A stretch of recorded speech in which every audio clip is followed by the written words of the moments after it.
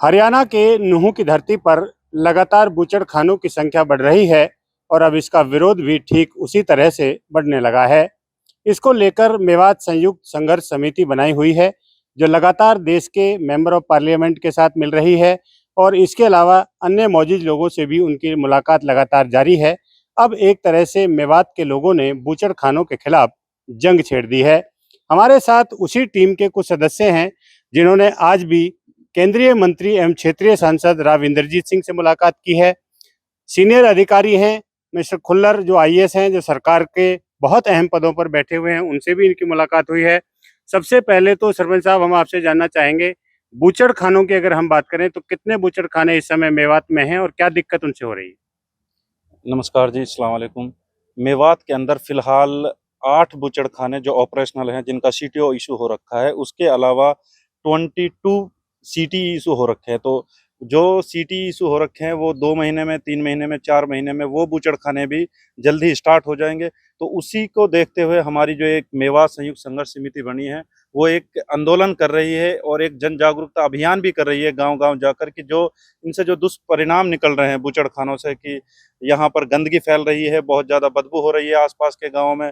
और हमारा क्षेत्र जो है, जो नूंह डिस्ट्रिक्ट है, वो पहले ही वाटर क्रिटिकल ज़ोन में है और उस एरिया के अंदर इतने सारे बूचड़खाने एक साथ स्थापित कर देना, ये हमारे इलाके के लिए और हमारी समाज के लिए भी एक बहुत बड़ा खतरा पैदा हो चुका है।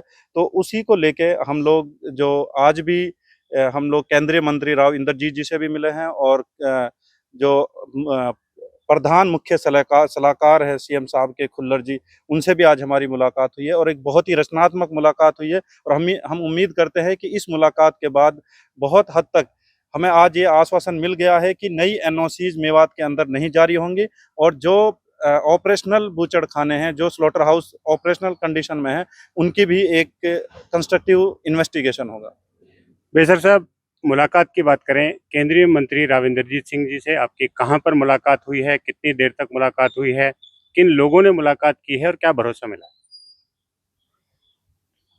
आज मेवात संयुक्त संघर्ष समिति का एक डेलीगेशन राविंदर जी से मिला था। लगभग 1 घंटा तक उनके साथ इस बूचड़खाने के मुद्दे पर बहुत गहन विचार विमर्श किया और उनको सारी हालात से अवगत कराया। उसमें पूर्व चेयरमैन फिरोजपुर का नगर पालिका के 4 बार रहे हैं अर्जुन चावला जी थे, राजकुमार चुटानी जी थे, ये रामलीला कमेटी के अध्यक्ष हैं फिरोजपुर जिरका के, प्रोफेसर करमिलाई जी थे हमारे साथ, वरिष्ठ अधिवक्ता नूरुद्दीन नूर थे और नूह बार एसोसिएशन के अध्यक्ष मकसूद जी थे, मुबारिक कटेरना जी थे और खेड़ला के सरपंच जो है रफीक हथौड़ी जी थे और हमारे साथ जो है अजीत जी भी थे और भी कोई काफी साथी थे हमारे साथ। और हमने उनसे टाइम लिया तो उन्होंने ये कहा कि इतना बड़ा मुद्दा है मेवात के साथ ऐसे अगर हो रहा है तो आप मुझे विस्तार से बताइए, मैं आपकी पूरी मदद करूँ। तो आज हम सवेरे मिले थे। प्रधान सचिव आर के खुल्लर को अहम जिम्मेवारी सरकार में है, उनसे भी आपकी मुलाकात हुई है। चावला साहब, क्या भरोसा मिला? हम आज माननीय खुल्लर जी से मिले, उनको अपनी जो हमारे साथ जाति हो रही है मेवात के अंदर, जो हमारे आने वाली पीढ़ी के लिए बड़ी भारी नुकसानदायक ये बूचड़खाना साबित होने जा रहे हैं, उसमें हमारे भाई अजीत सरपंच ने विस्तार पूर्वक अपनी सारी बातें खुल्लर साहब के सामने रखी। खुल्लर साहब ने हमें पूर्ण विश्वास दिलाया और उन्हें हमें हमें उनकी बातचीत से भी ये विश्वास हुआ है कि वो जिस मकसद के लिए हम उनसे मिले थे, वो हमारे उस मकसद को कामयाब कराएंगे, ऐसी मुझे पूर्ण उम्मीद है खुल्लर साहब से। चुटानी साहब, अक्सर कई बार हिंदू मुस्लिम में विवाद हो जाते हैं, लोग बटे हुए नजर आते हैं, लेकिन एकजुटता के साथ आप लोग लड़ाई लड़ रहे हैं, क्या कहेंगे इस पर? देखिए, ये तो एक यूनानी मसला है, इसमें हिंदू और मुस्लिम की तो कोई बात ही नहीं है, क्योंकि सबने सांस एक जैसी लेनी है, पानी एक जैसा पीना है। चूंकि बहुत ज़्यादा बूचड़खाने यहाँ पे बनते जा रहे हैं, तो हमें लगता है कि हम अपना टाइम चलो जो भी है स्पेंड कर लिया, लेकिन आने वाले जो हमारी जनरेशन है उनके लिए एक बहुत बड़ा ये अभिशाप बन जाएगी। और इसी को संज्ञान में लेते हुए जो ये मेवात संयुक्त समिति बनी है, इन्होंने ये अपना कदम उठाया है कि ताकि ये बूचड़खाने बंद हो। और इसकी विस्तार पूर्वक राव इंद्रजीत सिंह से और खुल्लर साहब से जो बात हुई, तो हमें ऐसा लगता है कि इस मामले में वो बिल्कुल ठोस कदम उठाएंगे और मेवात की जनता को इस अभिशाप से मुक्त कराएंगे, मुझे ऐसा लगता है। प्रोफेसर साहब, फिरोजपुर झिरका विधानसभा से आप ताल्लुक रखते हैं, सबसे ज़्यादा बूचड़खाने भी फिरोजपुर झिरका विधानसभा में हैं, कैसे देखते हैं? नहीं, ये बहुत ही हमारे दुर्भाग्य की बात है कि सारे बूचड़खाने फिरोज ज़्यादातर, हमने तो यार राव साहब से भी ये कहा था आज कि ये हब क्यों बना रहे हैं, सबसे ज़्यादा मेवात में है और फिर वो सबसे ज़्यादा फिरोजपुर झिरका में है। और ये लोगों के जीवन का और लाइफ का सवाल है, ये कैसे महफूज रहेंगे, तो आप इन सब कदम उचित कदम उठाएं। और राव साहब ने हमारी बात सुनी और उन्होंने आश्वासन दिया बिल्कुल मैं करूँगा। फिर उन्होंने हमने खुल्लर साहब से बात करी, खुल्लर साहब से भी हम मिलकर आए, उन्होंने भी हमें पूरा आश्वासन दिया हम आपकी प्रॉब्लम को सुनेंगे। और डीसी साहब से भी कहा उन्होंने और पर्यावरण जो डायरेक्टर है उनसे भी बात कही। उम्मीद है कि इंशाल्लाह हमारे काम जरूर हो। नूर साहब, कानूनी लड़ाई भी इनको लेकर कोई आगे भविष्य में लड़ी जा सकती है और किन किन बड़ी हस्तियों से अब तक आप मुलाकात करते हैं? देखिए, इस मामले को लेकर के कानूनी जहाँ तक मामला एनजीटी में ऑलरेडी ये पेंडिंग है। हाई कोर्ट और सुप्रीम कोर्ट की अभी तैयारियां हो रही हैं, जैसे कि संयुक्त संघर्ष समिति ने भी ये फैसला लिया है कि बहुत जल्दी इसके ऊपर हम लोग रिट पिटीशन भी फाइल करने वाले हैं।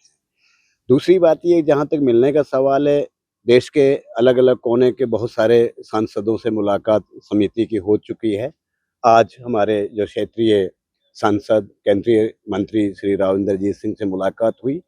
उनका रवैया बहुत सकारात्मक रहा और उन्होंने पूरी तरह से ये आश्वस्त किया है कि कोशिश की जाएगी कि जो स्थापित हो चुके हैं वो पूरे नॉर्म्स को फॉलो करें, किसी प्रकार का वातावरण को दूषित ना करें, किसी तरह के जल को दोहन अननेसेसरी ना करें और जो बीमारियां इलाके में फैल रही हैं उनके ऊपर पूरी तरह से लगाम लगे, रोकथाम लगे और जो नए लगने वाले हैं उनकी एनओसी भी करीब करीब कोशिश ये है कि आगे कोई भी किसी तरह का बूचड़खाना इस क्षेत्र में ना स्थापित हो। तो आज की मुलाकातें बहुत सकारात्मक रही हैं, बहुत मैं कहूँ कि रिजल्टफुल रही हैं। फलस्वरूप ये उम्मीद भी है और सारे हमारे साथी भी इस बात को लेकर आश्वस्त हैं कि हमें कामयाबी बहुत जल्दी इस मामले में मिलेगी। जिला मेवात बार एसोसिएशन अक्सर नूंह जिले के सामाजिक मुद्दों में एकजुटता से लड़ाई लड़ती हुई दिखाई देती है, बूचड़खानों को लेकर क्या कहेंगे? बूचड़खानों को लेकर जो हमारी जो संघर्ष समिति बनी हुई है, हम उसके साथ पूर्ण तरीके से हैं। आज भी हम जैसे समिति के साथ गए हुए हैं और हम जैसे इंद्रजीत जी से मिले केंद्रीय मंत्री से, उन्होंने भी बहुत अच्छा रिस्पॉन्स दिया। फिर हम खुल्लर जी से मिले, उन्होंने भी बहुत अच्छा रिस्पॉन्स दिया। अब हमें उम्मीद है कि जो एनओसी रुकी हुई हैं वो एनओसी नहीं मिलेंगी और जो हमारे यहाँ पे बूचड़खाने बने हुए हैं वो भी अपने सही तरीके से काम करें। आपके गांव के समीप एक बूचड़खाना चलता है, कुत्तों ने लगातार वहां पर लोगों पर हमला किया है, एक एक दिन में 6-6 लोगों को काटा है और उनको घायल किया है, क्या कहेंगे? मेरे गांव से लगते हुए हमारे रोड पर 3 ऑपरेशनल बूचड़खाने हैं और इनको लेकर गांव वासी और आसपास के गांव बेहद परेशान हैं। और जैसे जैसे हमारा ये एहतजाज प्रोटेस्ट जोर पकड़ता जा रहा है तो कुछ हद तक उन्होंने बंदिशें की है। तो वो कुत्ते जिनको अवशेष वहाँ से मिल रहे थे वो ना मिलने की वजह से वो मांसाहारी हो गए थे, तो अब लोगों पर हमला कर रहे हैं, आदमखोर हो गए हैं। तो ये एक बड़ी एक नई सूरत हाल पैदा हुई है जिसको लेकर उस इलाके में खास तौर से चिंता की लकीरें हैं, लोग परेशान हैं। और इस तरह की रिपोर्टें मुताल्लिका संबंधित विभाग को भी हमने जो है रिपोर्ट की हैं। तो उम्मीद ये है कि इन पर जल्द ही बंदिश होगी। सरपंचों के द्वारा जमीन देने के भी मामले लगातार सामने आए हैं जिसकी वजह से बूचड़खाने खुले हैं। आप एसोसिएशन के जिला अध्यक्ष हैं, क्या भूमिका आपके भविष्य में होगी? दरअसल देखिए, जो ज़मीन देने की बात है, एनओसी देने की बात है, जो एडमिनिस्ट्रेटिव टाइम था, जो 21-22 का जो एडमिनिस्ट्रेटिव टाइम था, उस टाइम ये एनओसियाँ हुई हैं।